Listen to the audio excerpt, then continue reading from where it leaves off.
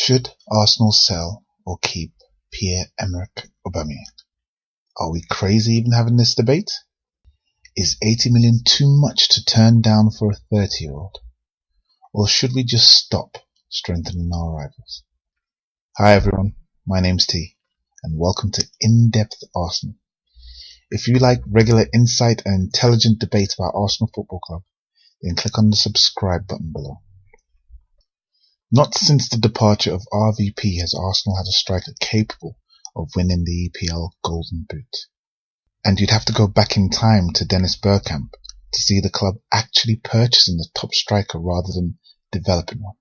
So you couldn't blame the fan base for getting overexcited. The prospect of Oba wearing the Arsenal colours was something only visible on FIFA. We stalked Gazidis, tracked Oba's jet, and once the signing was confirmed, the club had successfully pulled off a triple deal. That would see Batshuayi go to Dortmund, Giroud to Chelsea, and of course, Oba to Arsenal. Or had the club successfully once again silenced a bunch of moaning fans who'd lost their patience at the loss of yet another star, Alexis Sanchez? But we'll look into that later. Although he would arrive in the winter transfer window, he would immediately hit the ground running, scoring 10 goals in 13 games. If you thought this was a fluke, then Oba would go on to prove doubters wrong the following season, scoring 31 goals and sharing the Golden Boot with Salah and Mane. So Arsenal had finally replaced RVP, after 7 years of, let's be honest, not really trying to. So why then would Arsenal even be contemplating selling Aubameyang? Particularly when the stance in the fan base is clear. Keep him at all costs. So why then are Arsenal actually open to selling their asset? Well, maybe it's because he should never have been at Arsenal in the first place, or under different circumstances. Aubameyang's transfer to Arsenal was one of the many examples of a failed system employed by the previous regime. The decision makers at Arsenal have changed since then, so this will explain the sudden U-turn, as the board of old would have held on to Oba at all costs, offering him lucrative deals till he stopped signing and left on a free. So if we trust this new board with our future, then let's understand why they are willing to let Oba go. Sanchez was sold as a left forward, Walker was sold as a right winger, and Giroud was sold as a striker. Well, the basics in football are you replace what you sell. Well, Mickey was brought in as a right winger to replace Theo. So was Oba brought in to replace Giroud? That wouldn't make any sense, would it?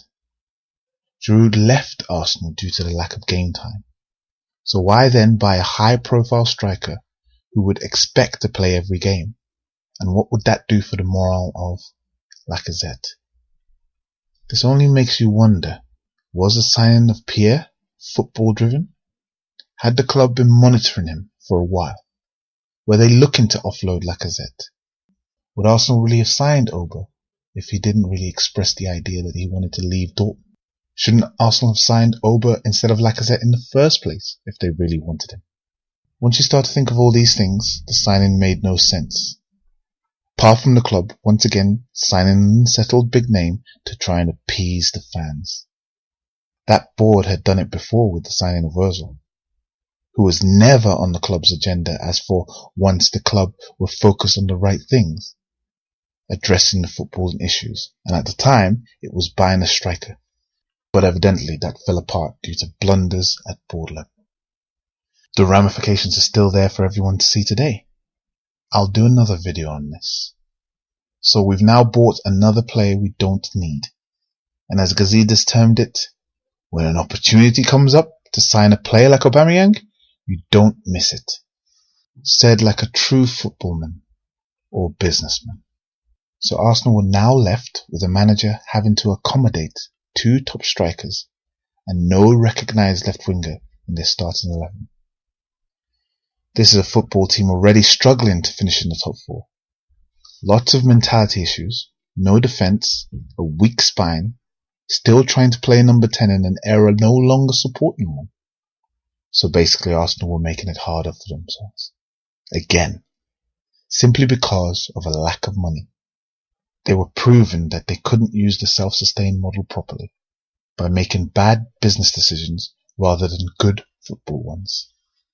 And once again, fans had the wool pulled over their eyes. They'd been given the Galacticos signing that would keep them quiet, at least till they realised there would be no more Galacticos, or that the Galacticos signing wouldn't be enough to change things. One thing never changed though: the glaring holes in the squad that would become more evident immediately from Aubameyang's first season. He was favoured in front of the less prolific Lacazette through Wenger's last days and into Unai's early days, but nothing had changed. Arsenal was still losing. Yes, Oba would score in those games, but the outcome would be the same: a loss.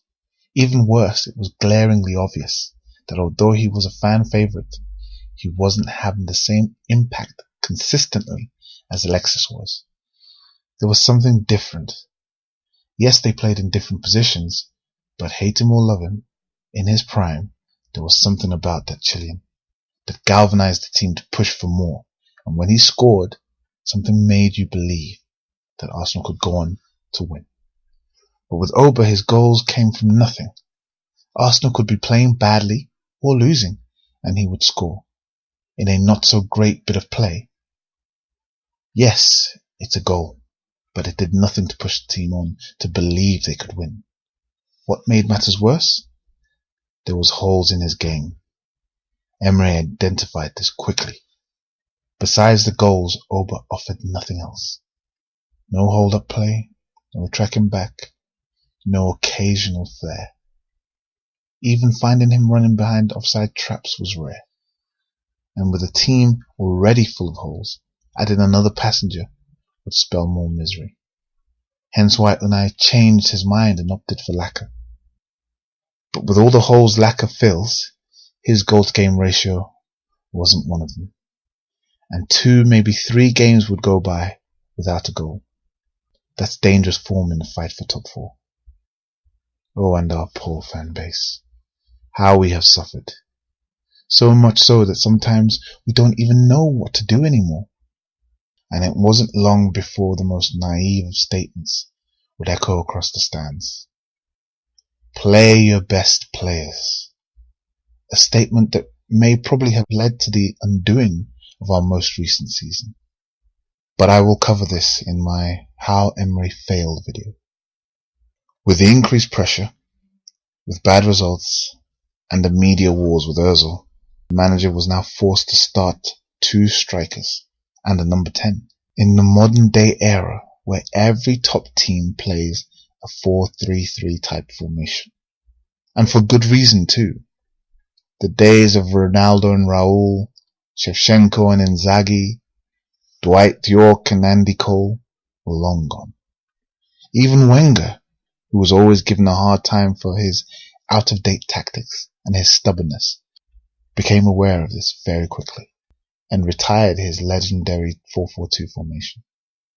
So why were fans and some media pushing for this return? It's not like Arsenal were City, the best team in the land, that usually thrash teams, which gives you the opportunity to try things. But can anyone really blame the fans? They are beyond desperate to see the glory days return. But it was evident that their actions was as a result of, putting it harshly, mental abuse by the people they should trust the most, the club. They had done what was the easiest thing for them to do, to calm the constant growing unrest. They went for an unsettled top player. It didn't matter what position he played. It didn't matter if he would fit into the team. What mattered was it was easy to buy and would satisfy the fans' yearning to push forward, to be a big club again.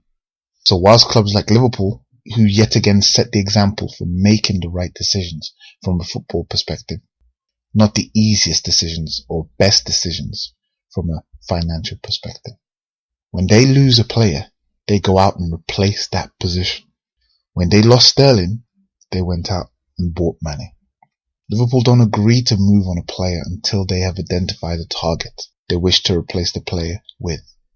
What's more important is how Liverpool deal with holes in their squad. When they identified they had a goalkeeping issue in Karius and Mignolet, they addressed it by targeting the best goalkeeper on the market. But for Arsenal, if they have defensive issues, they'll dither and dither all summer and then usually sign an inexperienced youngster to throw in, or sign an unsettled player in another position to appease fans, if they sign anyone at all.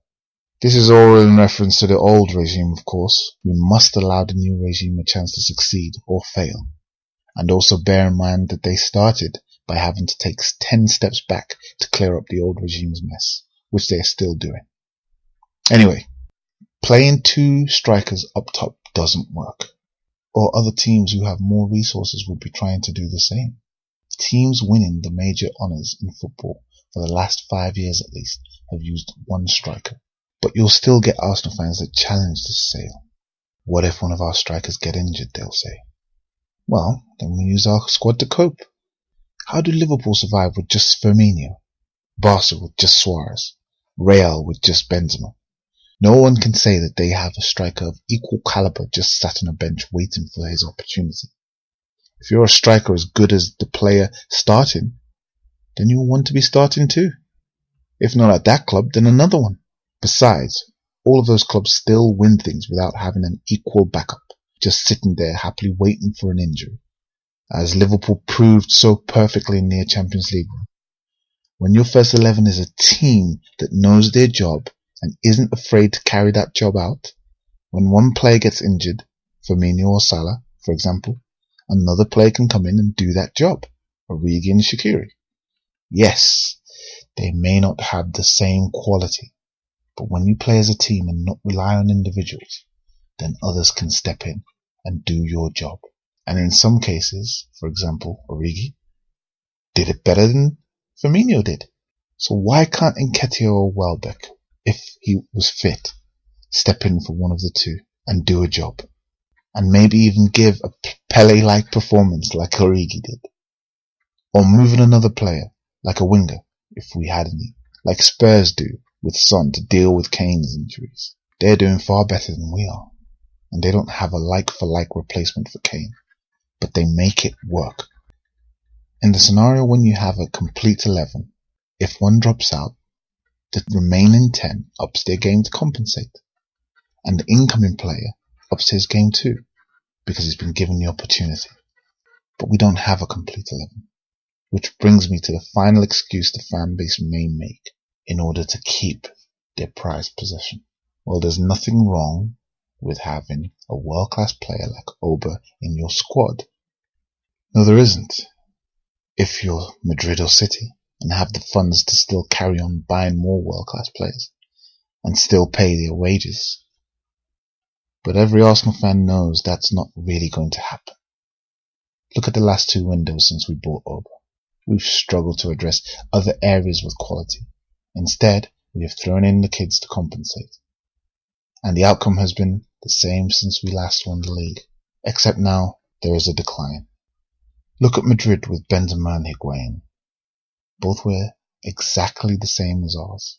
One prolific, but does nothing, whilst the other caused problems and brought flair. They couldn't keep both, so Madrid had to make a decision. Which is why our new board has been forced to make a decision. One must go. But whom? Financially, Aubameyang makes more sense. He has proven he is a 30-goal season striker, so he will garner a higher transfer fee, which can resolve some more pressing matters in the squad. Plus, he's 30, so the board see this as the best time to cash in and get him off the wage bill. But won't the goals be missed? Well, Arsenal were a top 4 team before Adebayor, before Van Persie. They were a Europa League team before Alexis left, before Aubameyang came, and they were in the same position after Adebayor, after Van Persie, and after Alexis. Nothing changed whilst they were at the club. Nothing changed after. Arsenal's issues didn't allow Oba or Alexis or the rest of those players make a difference to our league position. So it appears the board are prioritising this and trying to generate the funds to fix these issues. The weak defence, the aged poor quality wing-backs, the lack of domination in our midfield, and of course, the lack of wingers. Maybe trusting this board may be a risk to some, but taking all highlighted above about the two strikers being a thing of the past, about not being able to rotate between two top strikers, about the holes in the squad not allowing us to benefit from the 30 goals a season. If you then add that to the understanding of the rules set by Stan Kroenke when hiring board members, do what you like, just don't go into a negative, and don't ask me for investment, then you start to understand why the board are open to letting Oba go. Ozil, Mickey and Koscielny just won't generate enough needed to fix this squad. They need to let Oba go. And we as fans must let Oba go too. Liverpool have survived without Torres, Suarez and Coutinho. We will survive also. We've done it before. We'll do it again. If the right decisions are made after his departure. Can we trust this board to make the right decision? Only time will tell. Thank you. We hope to see you again in our next video.